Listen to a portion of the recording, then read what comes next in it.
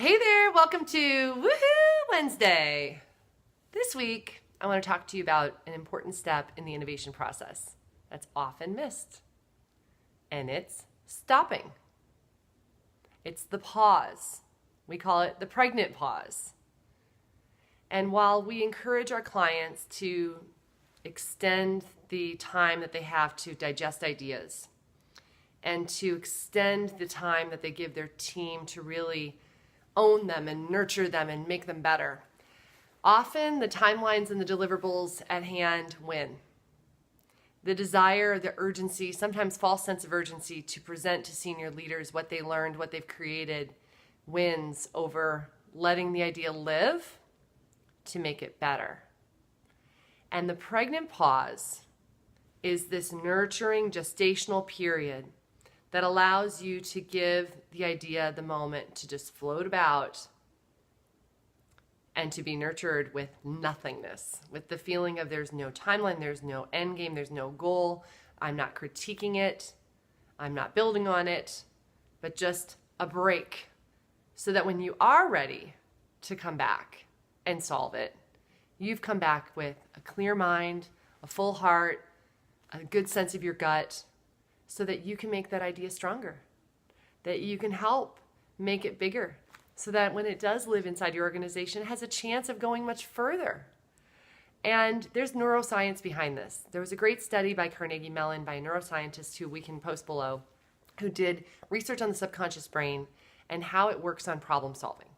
And when you step away from a problem and you allow your subconscious brain to work on it, when you are intentionally distracted by something else, by doing nothing on this problem at hand, that when you come back, your brain is able to solve it much, much faster and in a better way.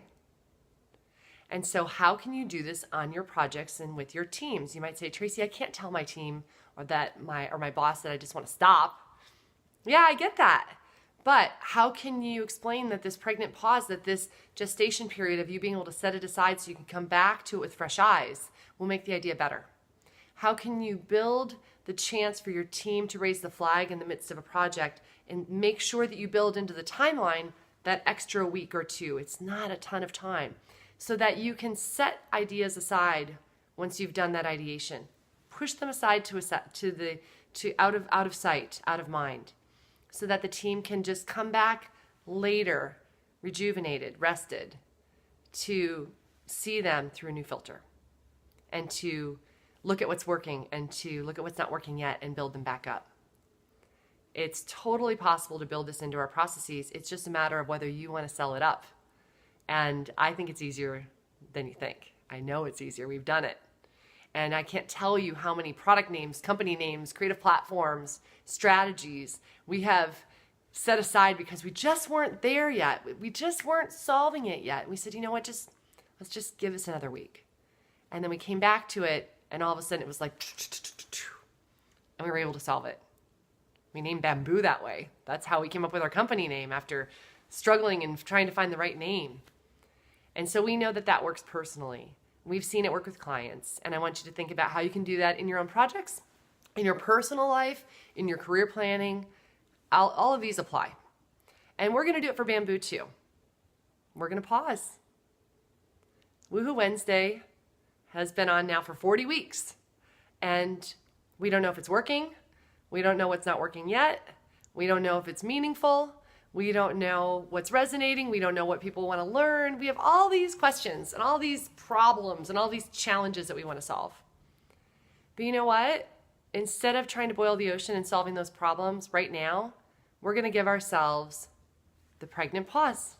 We're going to give ourselves that nurturing gestational period without judgment, without worrying about success criteria, without worrying about looking like failures, without worrying about looking like we did it wrong or we didn't try hard enough or we tackled it the wrong way. We're going to get rid of all of that, and we're just going to step aside. We're going to take a meander, and we're going to come back to it with fresh eyes and a full heart and a clear gut check on what we need to do. We're not going anywhere. Don't worry. We're always here for you. We're just going to take a pause on this one, and we're going to come back with an even bigger idea. I know it. So take this inspiration and apply it to something that you are working on.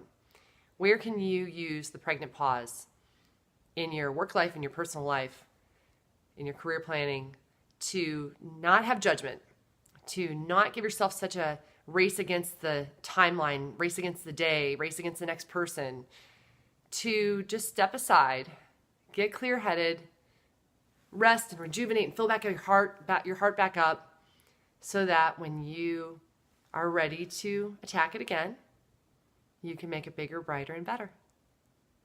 You can do it. And we'll see you soon. Bye.